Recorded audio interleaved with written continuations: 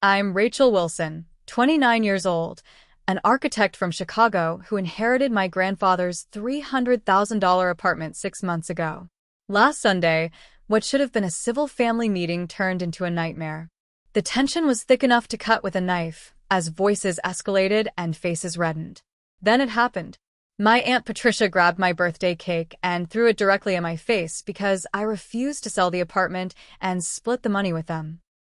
Before I tell you how my own family turned against me over property, let me know where you're watching from in the comments below, and don't forget to subscribe to hear more stories about standing your ground when everyone wants a piece of what's yours. My grandfather Thomas was more than just family to me.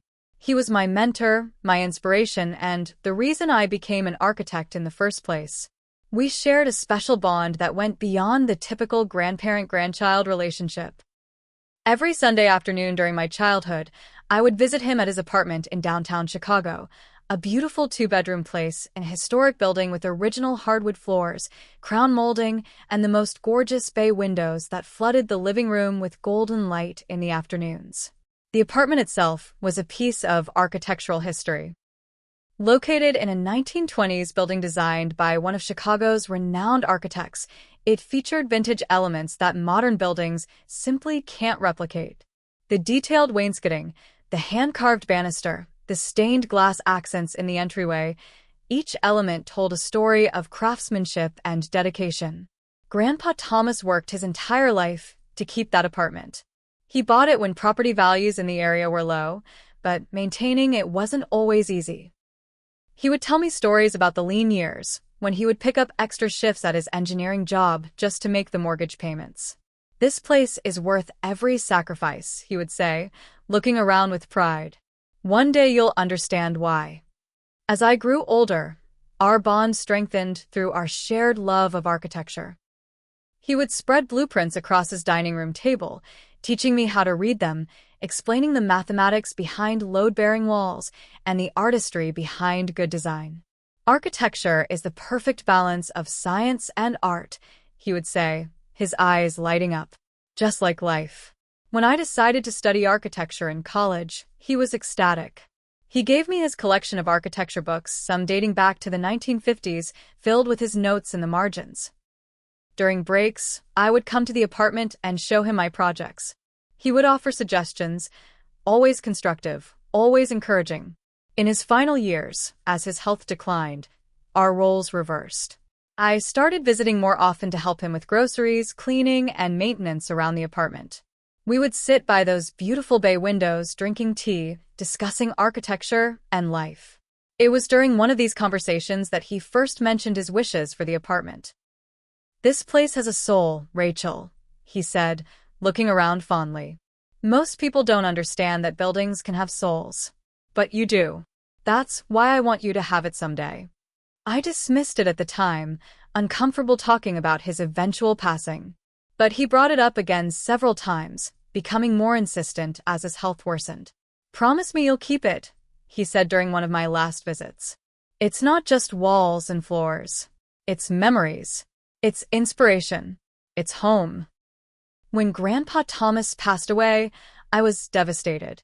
The family gathered for the funeral, and everyone shared stories about his kindness, his intelligence, his dry humor. 2 weeks later, we all met at his lawyer's office for the reading of the will. I expected his assets to be divided equally among his children, with perhaps some small mementos for the grandchildren. When the lawyer announced that he had left his apartment specifically to me, I was shocked. There was a moment of silence, then a flutter of congratulations from my family. My mother Eleanor hugged me, my brother Michael patted my back, and my Aunt Patricia smiled and said how wonderful it was. But it didn't take long for the congratulations to turn into suggestions. "That apartment must be worth a fortune now," my Uncle Robert mentioned casually as we left the lawyer's office. "Probably smart to sell it while the market's hot. What would you even do with a place that big?" My cousin Amanda asked, her tone light but her eyes calculating. "Wouldn't the money be more useful?" At first, I deflected these comments politely. The truth was, I hadn't decided what to do with the apartment yet. I had a good job at an architecture firm, but I was still paying off student loans, and the financial security the apartment provided was significant. Plus, the connection I felt to the space was powerful. It wasn't just an asset. It was where I discovered my passion, where I learned from my grandfather, where I felt closest to him. As the weeks passed, the subtle hints from my family became more frequent. If you sold it, there would be enough for everyone to get something nice, my mother mentioned during a phone call. Your grandfather would have wanted to help everyone, not just you. But I wasn't so sure about that. I remembered his specific requests, his insistence that I keep the apartment. And the more I thought about it, the more I realized that's exactly what I wanted to do. The pressure began mounting about a month after the will reading. What started as subtle suggestions quickly evolved into direct conversations about my responsibility to the family. My mother Eleanor called me on a Tuesday evening as I was leaving work. "Rachel, honey, I've been thinking about your grandfather's apartment," she began, her voice taking on that persuasive tone she used when trying to convince me of something. "It's such a big responsibility for someone your age. The maintenance, the property taxes, the association fees. Wouldn't it be easier for everyone if you just sold it? You could use your portion for a down payment on something smaller, something more manageable." I tried explaining that I wanted to keep the apartment, that Grandpa had specifically told me he wanted me to have it, but she brushed off my concerns. "He said a lot of things near the end, sweetie. He wasn't always thinking clearly." A few days later, my brother Michael invited me to lunch. We had always been close, so I was looking forward to a break from the apartment discussion. I should have known better. "Look, Ratch," he said after our food arrived, "I get that you feel special because Grandpa left you the apartment, but let's be real. He would have wanted everyone to benefit from his estate. Mom and Dad could really use some financial help with their retirement. Aunt Patricia's talking about a second mortgage for Jeremy's college. Even I could use a boost to finally start that business I've been talking about. But he specifically told me he wanted me to have it. I insisted. We talked about it multiple times." Michael rolled his eyes. He was an old man playing favorites. "It's not fair to the rest of us." The conversation left me feeling guilty and confused. Was I being selfish? Should I honor what my grandfather explicitly told me, or what my family was claiming he would have wanted? Aunt Patricia was the next to approach me, not even bothering with subtlety. She cornered me at a family dinner, wine glass in hand. "Rachel, I'm just going to say what everyone's thinking. Jeremy got accepted to Northwestern. That's $40,000 a year we need to come up with. Your grandfather would have wanted to help his great-grandson get an education. If you sold that apartment, Jeremy's future would be secure." I tried to be diplomatic. "I'm really happy for Jeremy, Aunt Patricia. That's a great school." But Grandpa was very clear about wanting me to have the apartment. Her expression hardened. "So, you're choosing a bunch of old walls over your own cousin's future? I never thought you were that selfish." The worst were the passive-aggressive texts from my cousin Amanda. "Just saw another apartment in that building sold for $500,000, she wrote one day. "Must be nice to have that kind of security handed to you while the rest of us work for everything." And later, "Family is supposed to help family. Just saying." Each conversation left me more emotionally drained than the last. I tried explaining the sentimental value, how the apartment represented my connection to my grandfather and my architectural heritage, but no one seemed to listen or care. To them, it was just an asset, a pile of cash I was selfishly hoarding. One evening, I stopped by my parents' house to pick up some mail that had been delivered there. As I approached the kitchen, I overheard my mother on the phone. "She's being completely unreasonable. I know. Robert thinks we should all get together and confront her. Yes, it's worth at least $300,000, probably more. I know Patricia is counting on that money for Jeremy's tuition." I backed away silently, hurt that they were discussing me behind my back. The family I had always felt so secure with now felt like adversaries. My best friend Kelly was my saving grace during this time. "They're being ridiculous," she said firmly when I told her what was happening. "Your grandfather left it to you because he wanted you to have it. Period. End of story. They're not entitled to anything." But what if they're right? I asked, doubt creeping in. What if Grandpa would have wanted me to help everyone? Did he tell you that? No. He told you he wanted you to have it. Trust his actual words, not what others claim he meant. Despite Kelly's support, the guilt was eating at me. I decided to spend a weekend at the apartment, hoping to find some clarity. I hadn't fully moved in yet, still weighing my options and dealing with my own apartment lease. As I wandered through the rooms, memories flooded back.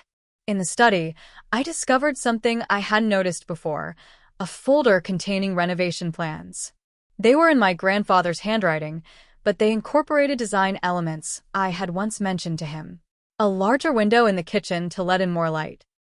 Built-in bookshelves in the study. A redesigned master bathroom. He had been planning renovations based on my ideas. In a drawer of his desk, I found his journal.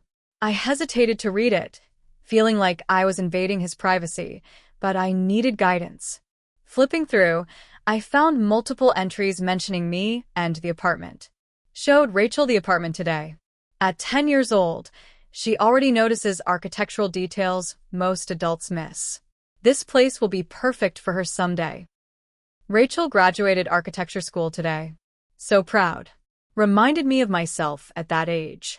The apartment will give her the security I never had starting out. Told Rachel again today that I want her to have the apartment. She thinks I'm being morbid, but I need her to understand how important this is. This isn't just about giving her property. It's about giving her roots, history, inspiration. Reading his words, I felt a renewed sense of purpose. He hadn't just randomly decided to give me the apartment. It had been his plan for years, decades even. This was a deliberate choice, not a whim or a mistake. The next family dinner was excruciating. Everyone seemed to have coordinated their attack. One by one, they brought up reasons why I should sell. The maintenance costs, the property taxes, the unfairness to other family members. How selfish I was being. You always were Grandpa's favorite, my cousin Jeremy said bitterly. But that doesn't mean you deserve everything. I left early, fighting back tears. When I got home, there was a text from my Uncle Robert. Family meeting at Patricia's house next Sunday. 3 o'clock. We need to resolve this apartment situation once and for all. My stomach dropped. They were staging an intervention. The week leading up to the family meeting was one of the most stressful of my life. I couldn't focus at work, missing details on drawings and zoning out during client meetings. The thought of facing my entire family, all united against me, made me physically ill. Twice I had to rush to the bathroom, certain I was going to throw up from the anxiety. I called Kelly in a panic the night after I received my uncle's text. They're ambushing me, I said, pacing my apartment. It's going to be all of them against just me. Then you need to be prepared, Kelly said firmly. Practice what you're going to say. Bring documentation. Stand your ground, Rachel. This is what your grandfather wanted. We spent hours that night role-playing different scenarios. Kelly took on the roles of my various family members, throwing their likely arguments at me so I could practice responding calmly and clearly. You're being selfish. Grandpa would have wanted to help everyone. We need the money more than you need the apartment. Remember, Kelly advised, don't get emotional. That's what they want. They want to wear you down, make you feel guilty. Stick to the facts and your grandfather's wishes.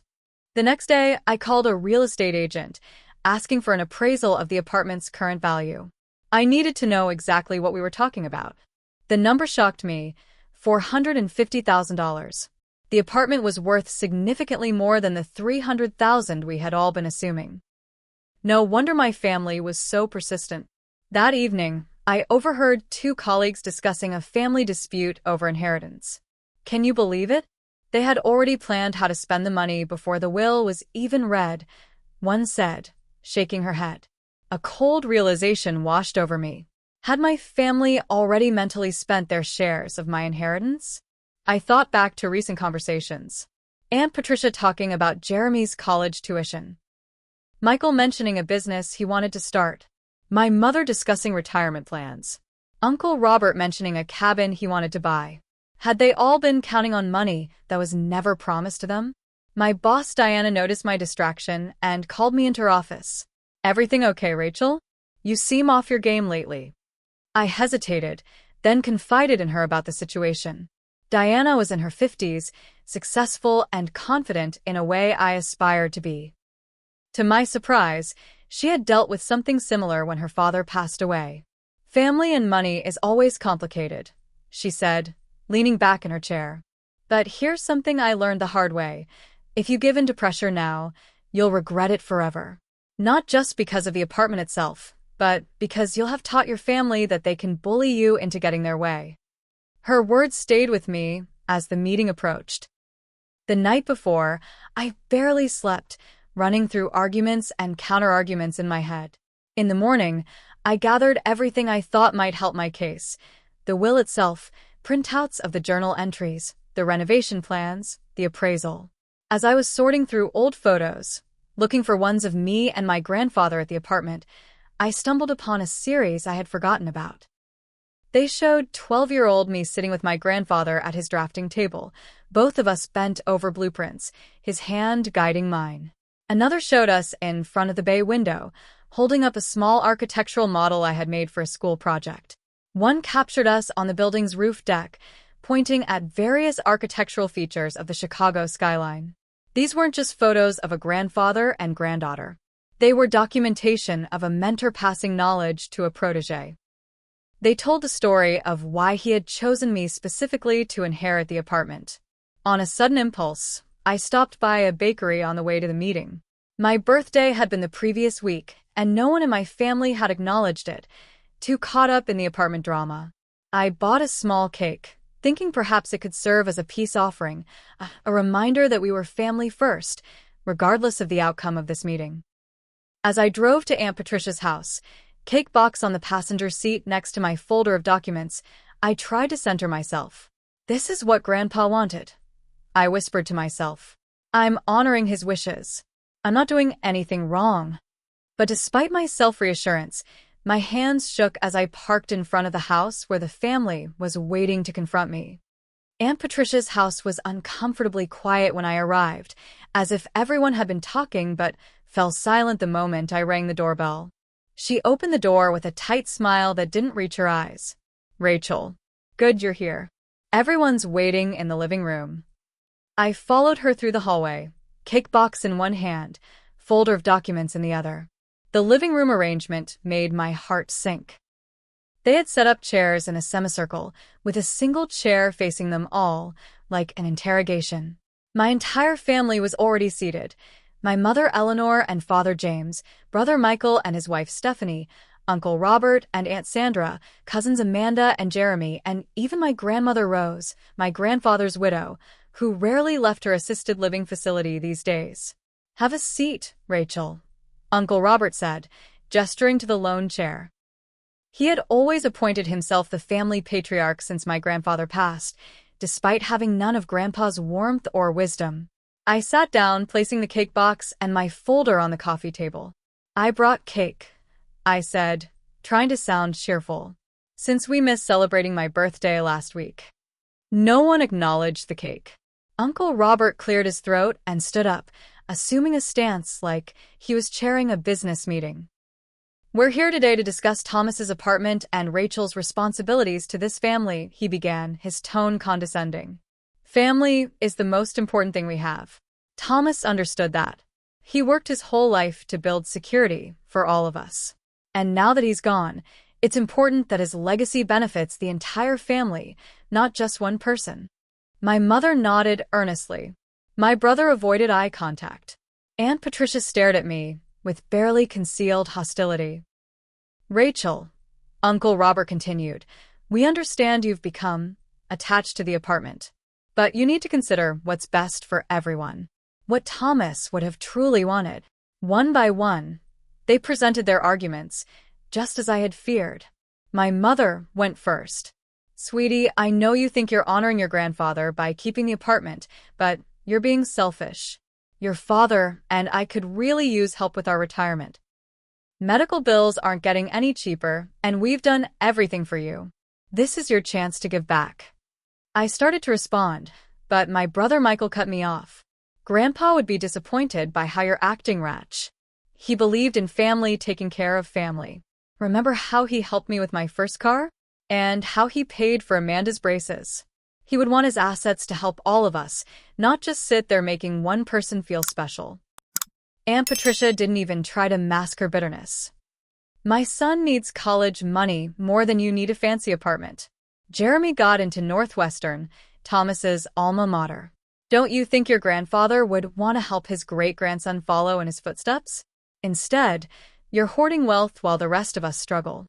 Jeremy looked uncomfortable, at least having the decency to seem embarrassed by his mother's directness. But Cousin Amanda had no such reservations. You already have a good job, Rachel. You don't need this windfall. Some of us aren't as fortunate. I'm still trying to pay off my own student loans. And now I'm expecting. She placed a hand on her stomach, though I hadn't heard anything about a pregnancy until this moment. Wouldn't it be nice for your grandfather's great-grandchild to have a college fund? One by one, they laid out their cases, each more emotionally manipulative than the last. I sat there, feeling increasingly cornered, wondering if I should just give in to keep the peace. But then I remembered Diana's words about regretting it forever, and Kelly's insistence that I stand my ground, and most importantly, my grandfather's clear wishes. When they finally finished, there was an expectant silence. They thought they had worn me down. They were waiting for my surrender. Instead, I opened my folder and pulled out the first document. I understand everyone's perspectives, I began, keeping my voice steady. And I know this situation isn't ideal for everyone. But I need to clarify some things. I held up the will. First, Grandpa's will is explicitly clear. He left the apartment to me, not to be divided among the family. This wasn't a mistake or oversight. It was his intentional choice. I pulled out the journal entries next. In his personal journals, he wrote many times about wanting me specifically to have the apartment. He saw it as connected to my architectural career, which he helped inspire. I passed around the photos of us working on architectural projects together. These aren't just random family photos. They document years of him mentoring me, teaching me about architecture in that very apartment. This is why he wanted me to have it. Next came the renovation plans. He was even planning renovations based on ideas I had shared with him. This was a long-term plan, not a last-minute decision. I could see uncertainty flickering across some faces. My father looked thoughtful. Grandmother Rose was nodding slightly. But Uncle Robert's expression had hardened, and Aunt Patricia was practically vibrating with anger. Furthermore, I continued, I had the apartment appraised. I showed them the document. It's actually worth $450,000, not $300,000. So the inheritance is even more significant than we thought. That was a mistake. I saw the greed flare in several pairs of eyes. Uncle Robert stood up again. Well, that just proves our point. That's enough money to make a real difference for everyone. He pulled out a folder of his own. We've prepared what we think is a fair compromise. He handed me a document outlining a proposal. I would sell the apartment, keep 40% of the proceeds, and the remaining 60% would be divided among the family. There was even a contract drafted, ready for my signature. This is the right thing to do, Rachel, he said firmly. We all expect you to sign this today. I looked at the contract, then at the expectant faces around me. This wasn't a discussion. It was an ambush, complete with legal documents they had prepared without my knowledge or input. Something shifted inside me. The anxiety and guilt I had been feeling for months crystallized into resolve. No, I said quietly. Excuse me? Uncle Robert leaned forward. I said no. My voice grew stronger. I will not be selling the apartment. Grandpa left it to me because he wanted me to have it. Not the money from it. The actual apartment. The place where he taught me about architecture. The place that inspired my career. The place he called home for 40 years. Aunt Patricia's face turned scarlet. You ungrateful little. I am grateful, I interrupted. Grateful to Grandpa for this incredible gift. And I intend to honor his wishes by keeping it. This is ridiculous, Michael exploded. You're choosing property over family. No, y that. I'm choosing to respect Grandpa's explicit wishes instead of giving in to family pressure. There's a difference. We need that money, Aunt Patricia shrieked. No, you want that money, I corrected her. You were never promised it. You were never entitled to it. Grandpa chose to leave his apartment to me, and I'm choosing to keep it. The room erupted into shouting. Uncle Robert bellowing about family responsibility. Michael calling me selfish. Mother crying about how I was tearing the family apart. And then, in a moment I'll never forget, Aunt Patricia lunged forward, grabbed the cake box from the coffee table, opened it, and threw the cake directly at my face. The room went silent as chocolate frosting dripped down my blouse. For a moment no one moved. No one spoke. The childishness of the action seemed to stun even those who had been arguing most vehemently. Grandmother Rose broke the silence. Patricia, what is wrong with you? Aunt Patricia was breathing hard, her hands still covered in frosting. She deserved it. Selfish little princess, thinking she's better than the rest of us just because Thomas favored her. I stood up, cake still sliding down my clothes, and gathered my documents with shaking hands. I think we're done here. I've made my decision. The apartment stays with me, as Grandpa intended. If you walk out that door, you're choosing property over family, my mother warned, her voice quavering. I paused at the doorway and looked back at them. No. You're the ones making that choice. You're choosing money over respecting Grandpa's wishes. You're choosing greed over my happiness. I'm just refusing to be bullied. I walked out, head held high despite the cake in my hair, the weight of family disappointment heavy on my shoulders. The drive home was a blur. Tears streamed down my face, mixing with chocolate frosting that I couldn't fully wipe away with the few napkins I had in my car. At stoplights, other drivers stared at me, this sobbing woman covered in cake, but I barely noticed them. By the time I reached my apartment, my phone was buzzing constantly with text messages. From Mother, I can't believe you would humiliate the family like this. Call me when you're ready to apologize. From Michael, way to go, Ratch. Mom's hysterical and Grandma Rose had to be driven home early. Hope the apartment is worth it. From Amanda, always knew you were selfish. Thanks for proving it to everyone. From Aunt Patricia, you deserved worse than cake. You've torn this family apart for your own gain. The only supportive message came from my grandmother Rose. This will blow over, dear. They're just disappointed. Call me tomorrow. Love you. I turned off my phone, stripped off my cake-covered clothes, and stood under the shower until the water ran cold, sobbing until I had no tears left. This wasn't how family was supposed to treat each other. How had an inheritance turned the people I loved into strangers? The next week was one of the darkest periods of my life. I called in sick to work for 3 days, unable to face anyone or focus on anything. I ignored calls and texts from family members, most of which were angry or manipulative anyway. I barely ate, barely slept, just kept replaying the meeting in my mind, wondering if I had done the right thing or if I was truly the selfish monster they claimed I was. On Wednesday night, Kelly came over unannounced, armed with a bottle of wine and takeout from my favorite Thai restaurant. You haven't answered my texts in 2 days, she said, pushing past me into the apartment. I was worried. She gasped when she saw me. I hadn't looked in a mirror much, but I must have been a sight. Unwashed hair, dark circles under my eyes, wearing the same pajamas for days. Oh, Rachel, she said softly. What happened? It all came pouring out. The ambush meeting. The accusations. The contract they wanted me to sign. The cake. The aftermath. Kelly listened without interrupting, pouring wine and unpacking food as I talked. When I finally finished, she handed me a full glass. They threw a cake at you. An actual cake. At a 29-year-old woman.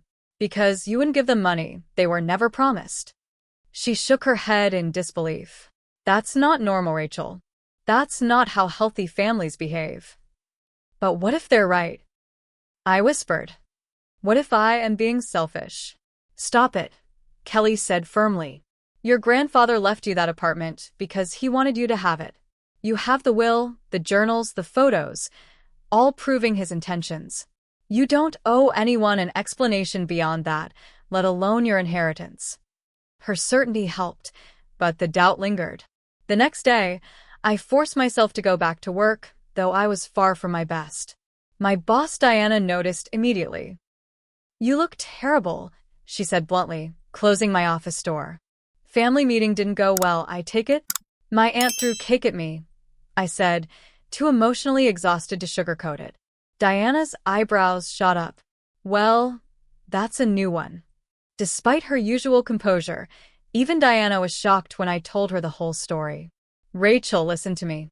This isn't normal family disagreement. This is bullying, plain and simple. And if you give in to bullying, it never stops." That weekend, I finally got the courage to visit the apartment again. I hadn't been back since discovering the renovation plans and journal entries. The moment I unlocked the door, memories flooded back. Sunday afternoons with Grandpa, learning about load-bearing walls. Helping him hang pictures, making sure they were perfectly level. Sitting by the bay window during a thunderstorm, feeling completely safe as he explained the science behind lightning. In his bedroom, I found more of his notebooks, filled with sketches and notes. Some pages had ideas jotted down for the apartment's renovation, with my name mentioned several times. Rachel suggested skylights in the hallway. Check, building codes. Rachel's idea for built-in bookshelves in study, get estimates. It was abundantly clear that he had been planning for me to have this place for years. This wasn't a random decision or a mistake. This was deliberate. As I sat on his old leather armchair, surrounded by his books and drawings, I found myself at the lowest point yet. Despite all evidence that I was honoring his wishes, the weight of family disapproval was crushing. Maybe it would be easier to just give in. Sell the apartment. Give them their money. Try to repair the relationships. I actually picked up my phone, thumb hovering over my mother's number, ready to surrender. But then my eye caught a framed quote on Grandpa's desk, one he had put there years ago. It was from Frank Lloyd Wright. "The thing always happens that you really believe in, and the belief in a thing makes it happen." Grandpa had believed in me. He had believed in my future as an architect. He had believed this apartment would be part of that future. Who was I to give up on what he believed in? I put the phone down. The next few days were difficult. I discovered through social media that my family had been spreading their version of events to extended relatives. A distant cousin I barely knew messaged me. "Heard you're withholding money from the family. Pretty cold, don't you think?"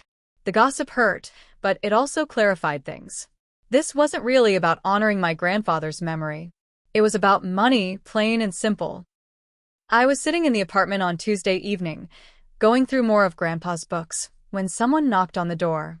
I opened it to find my brother Michael standing there, looking uncomfortable. "Can I come in?" he asked. I hesitated, then stepped aside. He walked in, hands in his pockets, looking around with barely concealed envy. "So this is it, huh? The place that's worth more than your family." I sighed. "If you're here to guilt-trip me, you can leave. I've had enough of that." "I'm here to talk some sense into you," he said.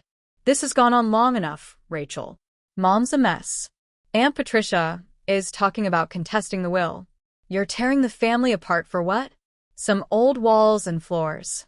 "It's not about the apartment itself," I tried to explain. "It's about respecting Grandpa's wishes. It's about the connection he and I shared." "Oh, spare me," Michael snapped. "It's about the $500,000 you're sitting on while the rest of us get nothing." His words hung in the air between us.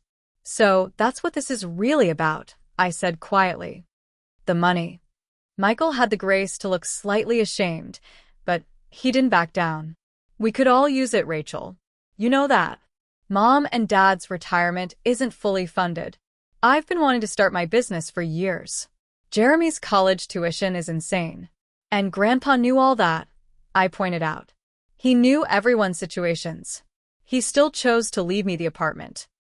"Because you were his favorite," Michael exploded. "You always were. Architecture this, design that. The rest of us never stood a chance." The raw jealousy in his voice stunned me. This wasn't about honoring our grandfather at all. This was about long-simmering resentments. Michael, I asked carefully, have all of you already mentally spent the money from this apartment? Be honest. His expression told me everything before he even spoke. We had plans. Yes. Mom and Dad were going to pay off their mortgage. I was going to finally open that gastropub I've been talking about. Patricia and Jeremy had the tuition figured out. Amanda was looking at houses in better school districts. I stared at him, incredulous. You all made plans to spend money that was never promised to you. Money from an apartment that was specifically left to me. And now you're angry at me because your presumptuous plans fell through? Michael's face reddened. You don't need this place. You have a good job. You're single with no kids. The rest of us have real responsibilities. The argument escalated from there. Michael bringing up childhood slights. Me pointing out his sense of entitlement. Both of us saying things we couldn't take back. It ended with him storming out, slamming the door so hard that one of Grandpa's photographs fell off the wall, the frame cracking on impact. I picked it up, hands shaking. It was a photo of all of us at Grandpa's 70th birthday. Everyone smiling. Everyone looking like a loving family. A family that now seemed irreparably broken over money. That night, I cried myself to sleep in my grandfather's bed, wondering if any of this was worth it. After 3 weeks of emotional turmoil, I realized I needed professional help, both for my mental well-being and for the practical aspects of the situation. On Kelly's recommendation, I made an appointment with Samantha Peters, an attorney who specialized in estate disputes. From a legal standpoint, your position is unassailable, Samantha assured me after reviewing the will and other documents. Your grandfather's intentions were clear. The will is properly executed. There are no grounds for contesting it. My aunt is threatening to do exactly that, I said. Samantha shrugged. She can try, but she'll waste a lot of money on legal fees for nothing. Your documentation is excellent.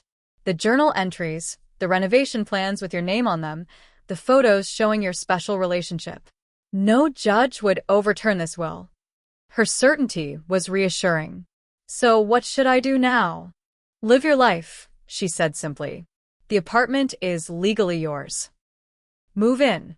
Make it your home. Show your family that this isn't just about money for you. The idea was both terrifying and liberating.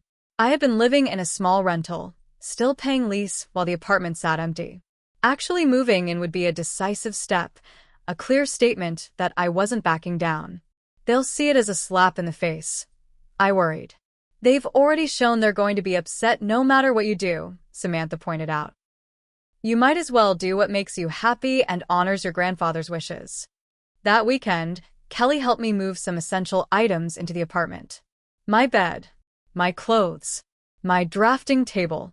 Just enough to make it livable while I figured out longer-term plans.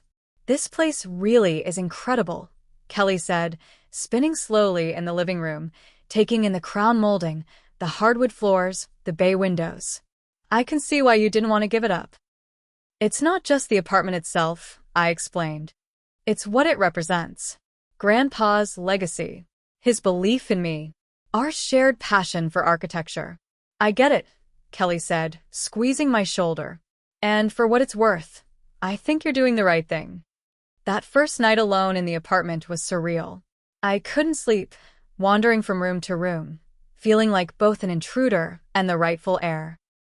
In the study, I found myself opening drawers I hadn't explored yet, finding old photos, trinkets, mementos from my grandfather's life. In the bottom drawer of his desk, tucked beneath some old blueprints, I found an envelope with my name on it. Inside was a letter, dated just 2 months before he passed away. My dear Rachel, it began. If you're reading this, I'm gone, and you're now the owner of this apartment. There may be family pressure to sell it and divide the money. There always is in these situations. But I need you to know that I have thought long and hard about this decision. This apartment isn't just walls and floors and a monetary value. It's a piece of architectural history that you, more than anyone else in the family, will appreciate.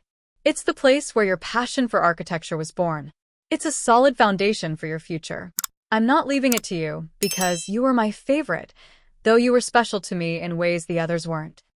I'm leaving it to you because you're the one who will treasure it for what it truly is, not just for its market value. Stand firm, my girl. Honor my wishes. Make this place your sanctuary, your inspiration, your home. All my love, Grandpa. I clutched the letter to my chest, tears streaming down my face. It was exactly what I needed. Confirmation from beyond the grave that I was doing what he wanted. Permission to stand my ground. The next morning, I called a contractor recommended by my firm to discuss starting the renovations my grandfather had planned. As we walked through the apartment, I showed him the sketches and notes.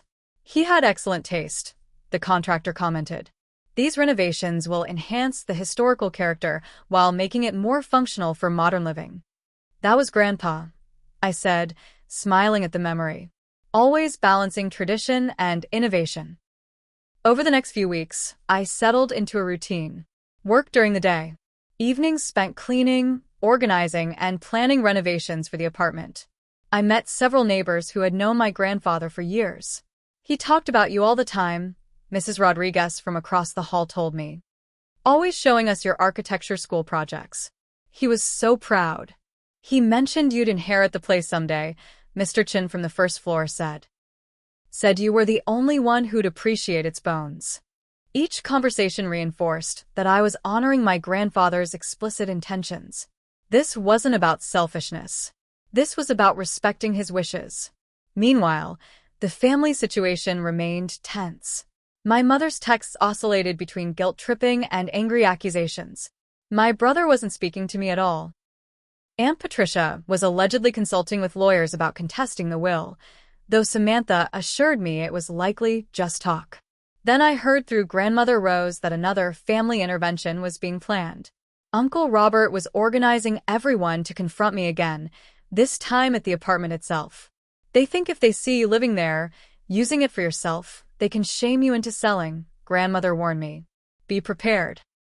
Instead of panicking, I decided to be proactive. With Samantha's help, I drafted a clear, firm letter to the entire family. I understand there are strong feelings about Grandpa's decision to leave me his apartment, I wrote. But this was his choice, clearly documented and legally binding. I am honoring his wishes by keeping the apartment and making it my home, as he intended. I value our family relationships and hope we can move past this disagreement. However, I need to set a boundary. I will not discuss selling the apartment again. That decision is made. I hope you can respect that, and we can begin rebuilding our family bonds on other foundations. I sent the letter to everyone, then braced for the backlash. It came swiftly. Angry calls. Accusations of being heartless. More guilt-tripping. But something had shifted in me. The letter from my grandfather had given me strength. The legal reassurance from Samantha had given me confidence. The support from Kelly, Diana, and Grandmother Rose had given me perspective. On Kelly's suggestion, I also started seeing Dr. Martin, a therapist who specialized in family conflicts. What you're experiencing is not uncommon when inheritance is involved, he told me.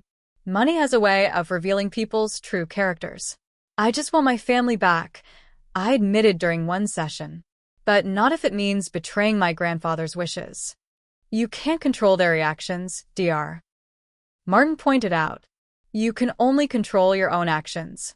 Set clear boundaries, remain consistent, and give them time to adjust to the new reality. As weeks turned into months, I focused on building a support system beyond my blood relatives. Kelly remained my rock. Colleagues became friends. Neighbors in the building welcomed me into their community. I joined an architectural preservation society that my grandfather had belonged to, finding kindred spirits who understood the value of historic buildings. Slowly, I found my confidence growing. The apartment was becoming my home, filled with my things alongside my grandfather's treasures. I started small renovation projects, careful to preserve the historical elements while making the space my own. Each change felt like a collaboration between my grandfather and me, as if we were still working on projects together. The family pressure continued, but it affected me less and less. I had made my decision. I was standing firm. And surprisingly, I was finding peace in that resolve. 6 months after the cake-throwing incident, I made a decision that surprised even me. I invited each family member to visit the apartment individually. Not to discuss selling it, but to share the space with them, to help them understand why it meant so much to me and to my grandfather. My mother Eleanor was the first to accept the invitation, though she arrived with arms crossed and lips pursed. "I'm only here because your grandmother insisted," she said as she stepped inside. "Thank you for coming anyway," I replied, taking her coat. "Would you like some tea?" The first 15 minutes were tense, her answers clipped, her eyes darting around, likely mentally calculating the apartment's value. But then I showed her the renovations I'd started, carefully explaining how each one honored something my grandfather had loved or wanted. These built-in bookshelves in the study, I demonstrated.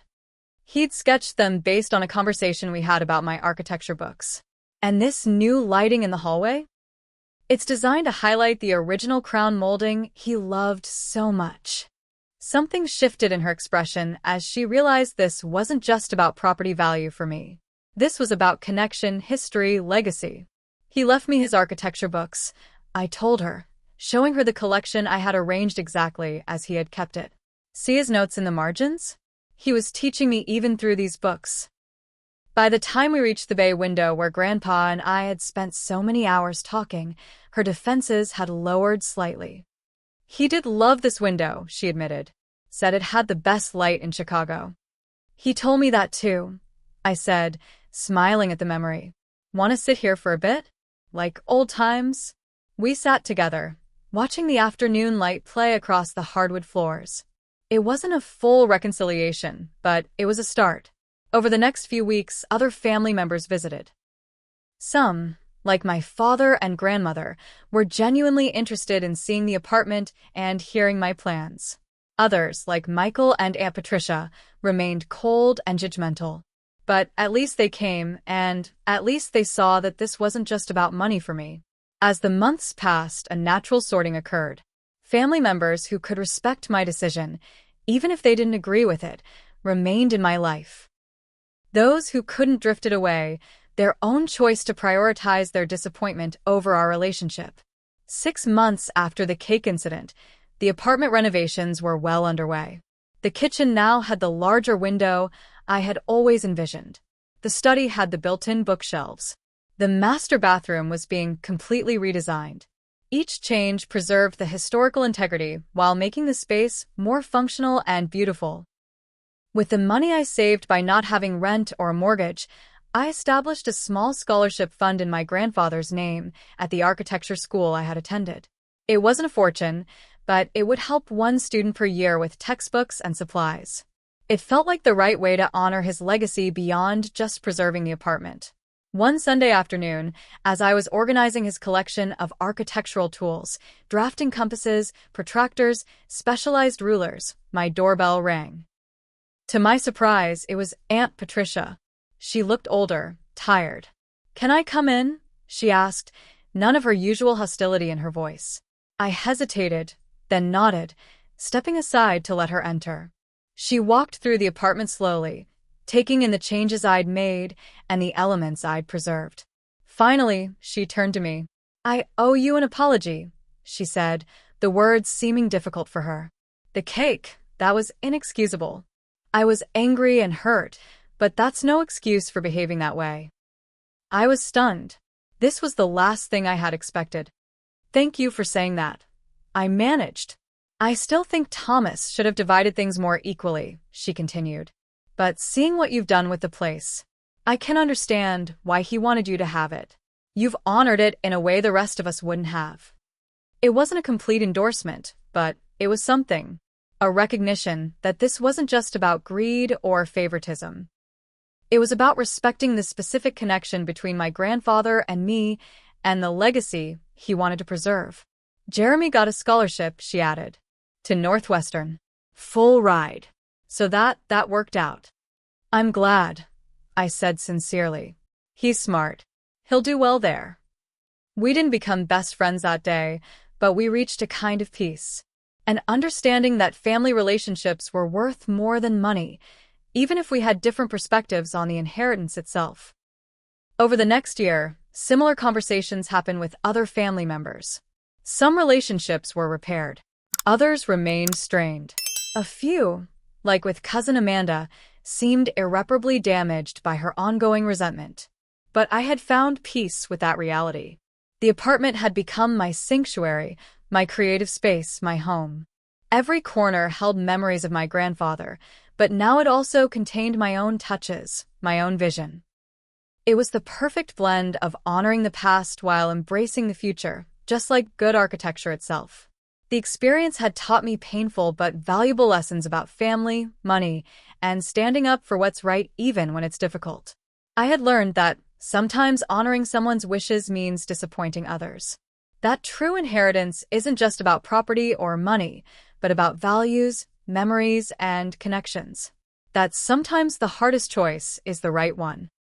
I still hope that one day, all my family relationships will heal. That we'll gather for holidays without tension, that we'll celebrate milestones together, that we'll remember that we're connected by something deeper than property or money. But even if some relationships remain strained, I know in my heart that I honored what truly mattered to the person who mattered most to me. Sometimes the most valuable inheritance isn't the property itself, but the courage to honor the love behind it, even when it costs you relationships.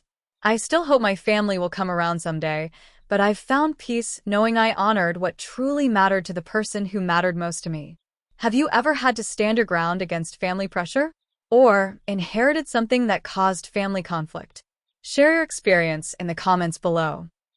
Don't forget to like this video if it resonated with you, subscribe for more stories about navigating difficult family situations, and share with anyone who might be facing similar challenges. Remember, sometimes honoring someone's legacy means making tough choices, but staying true to their wishes is worth it in the end. Thank you for listening to my story, and I wish you the strength to stand firm in your own difficult moments.